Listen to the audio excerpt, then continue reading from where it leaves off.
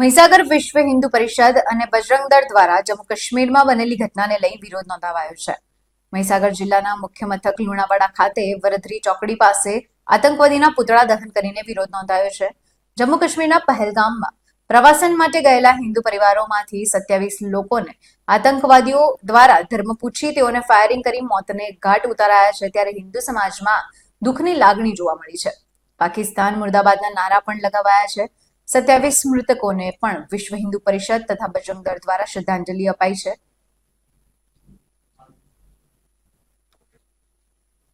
જમ્મુ કાશ્મીરમાં પહેલગામની અંદર આતંકવાદી હુમલો કરવામાં આવ્યો, જેમાં 27 લોકોના મૃત્યુ થયા. તે દરમિયાન આતંકવાદીઓ જે પ્રવાસીઓ હતા તેમને પૂછવામાં આવ્યું કે તમે કયા ધર્મના છો, તો તે સમયે પ્રવાસીઓ બોલ્યા કે અમે હિન્દુ ધર્મના છીએ. તે સમયે અંધાધૂત ફાયરિંગ કરવામાં આવ્યું અને 27 લોકોને ત્યાં મૃત્યુ પામ્યા.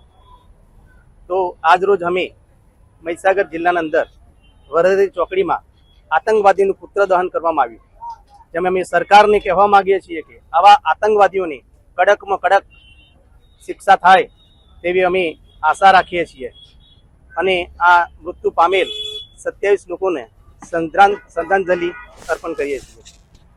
જય હિન્દ, ભારત માતા કી જય. યોગી મેરા પંચમહાલ વિભાગ સહસંયોજક.